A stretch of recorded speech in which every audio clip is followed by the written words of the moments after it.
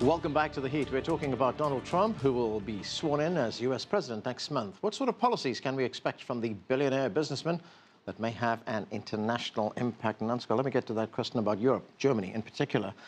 Trump has been critical of Germany, critical of its immigration policies, saying that the policy to admit Syrian refugees to Germany was, quote unquote, insane. He's also called Hillary Clinton America's version of Angela Merkel, the German leader. How do Merkel and Germans view the president-elect? I think most people on one side in Germany think there were some mistakes made in the beginning of this refugee crisis.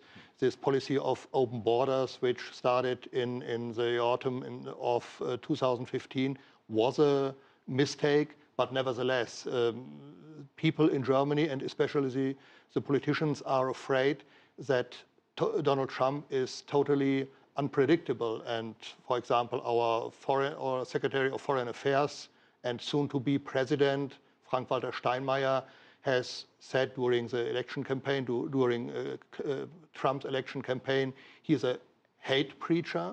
And Angela Merkel, as we say in Germany, the day after the election, after Trump's victory, has said he is welcome to cooperate with the Europeans and with the Germans also in the future, but she reminded him of common values like freedom of speech, like freedom of like equal justice for everybody. And I think that says a lot, that the Europeans think they have to lecture the upcoming American president about the common values. That says, and Frank-Walter Steinmeier, the Secretary of Foreign Affairs, also said America in the future will be less predictable. And I think that means in some point maybe Trump is right, that he has criticized that the burden sharing, for example, in the Western Alliance, in the NATO, was not very fair. The United States always took a much bigger part of the burden than the Europeans. And we were used to the situation where we could get in a fight on the schoolyard, and then we could call our big brother and he would step in and help us. And now this big brother has said, I will mind my own business in the future, get your own weapons. And sure, the Europeans have weapons, they are funding their defense, but they have to pay more for their own defense in the future. Okay. Raheel, let's look at one of the more controversial statements that Donald Trump has made during the campaign and even after he was elected to be the president of the United States, and that is to impose a ban on Muslims coming into this country. It was changed at one point where he said, well, look, I'm going to subject Muslims to extreme vetting, as he called it. I mean, how is that seen around the world? Well, sorry, it depends. You know, when people are running for elections, they say all sorts of things. And Mr. Donald Trump certainly made some preposterous statements, and then he backtracked on them. I think he used this as an engaging ploy to get media attention, media hysteria, and then he would backtrack. I personally don't think that he is going to deport Muslims. I think that he is looking to pinpoint the problem. He has said, there is a problem and I want to know what it is. And we all know there is a problem. We can't be naive to think that we are not dealing with a problem of refugee immigration or, as I said before, terrorist ideologies. As far as Muslims are concerned, the vetting process is something that even I had suggested in Canada many years ago, that immigrants, new immigrants that come from countries that train and promote terrorism should be vetted. There's nothing wrong with that. There's nothing wrong with looking at the safety and security of the land in which we live. I don't think he meant that he was going to vet every Muslim who is living in America. I also think that this period between now and when he takes oath of office is a very opportune time for American Muslims to rethink their angst about Donald Trump and to start a new beginning and to work with him on the ideas that he has presented, which are good for Muslims and which are good for America. And that is to pinpoint radicalization and to try and get rid of it. Well, why should they? How that will be done, of course, depends on people who advise him. Why We've heard this before why tonight, should Muslims in America rethink their opinions on Donald Trump? Because a lot of them have had very negative opinions about Donald Trump. When they heard him say that he was going to deport Muslims, obviously there was a negative reaction. But at the same time, there are many Muslims who support him as well.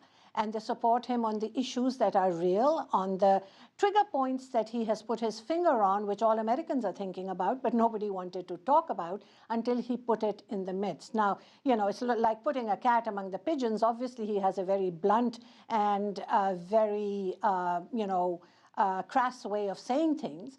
But hopefully that will change. You know, as I said, cautious optimism, people who advise him, the American people, the people who are around him. He's not a standalone person. So hopefully that will change, and hopefully he will enforce policies that are good for everyone. All right, Joe, I know you want to say something. Go ahead. Well, I can appreciate cautious optimism, and I'm not one to argue about this, but let us be something. This is the United States of America. First, number one, we have a vetting system.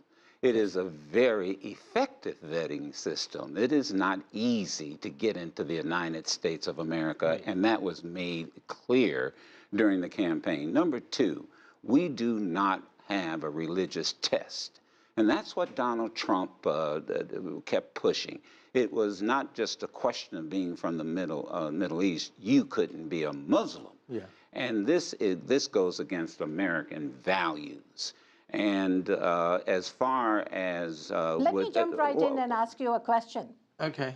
Sir, let me ask you a question. If America has such a good vetting process, how is it that you have had so many homegrown terrorists right inside America? If the vetting process was so good, then there should have been a better way of dealing with it. Well, the reality, wait, with all due respect, you know and I know, no system is perfect. Right. I mean, let's just be quite candid about that. So when you start talking about so many, the reality is that we've avoided far more than we've had. And to be quite candid, I am an African American who has had more problems dealing with homegrown terrorists known as the Ku Klux Klan and white supremacists than I've had with any Muslim or Middle Eastern in this country. Okay, let me go to Victor quickly. Victor, one of the big issues of concern to China is the Paris Accord on climate change. Of course, China and the United States led that accord that was signed in Paris. Trump is a climate change skeptic. And how much concern is there in China that he could undo some of the good that's been done so far? Well, first of all, I think we want to see that Mr. Trump, once he goes into the White House, will carry on the obligations of the United States together with China and many other countries, more than 100 countries already who have become effective members and signatories to the Paris Climate Accord, mainly because this issue is so important that all mankind should get united behind this big campaign to control the emissions and further worsening the effects of the climate change on mankind. And if the United States pulls out under President Trump, starting on January the 20th, it will be a major, major blow to the Paris Climate Change Accord, and it will also damage the global leadership of the United States. And I hope Mr. Donald Trump again will get up to speed on the very, very important issue of climate change and continue to work with China and many other countries in cooperation and dealing very effectively with the impact of the climate change. No one will benefit if President Donald Trump wants to pull the United States out of the Paris climate change. It will be a disaster. Ansgar? I think we have to admit we won't have business as usual and business as before in all those issues. For example, in this question of climate change, he will have a different policy. And maybe if we, for example, and the United States and other countries would decide to spend more money for research, for maybe alternative energies or especially nuclear fusion, in the end, it could help in a better way than this climate and Paris Accord. Okay.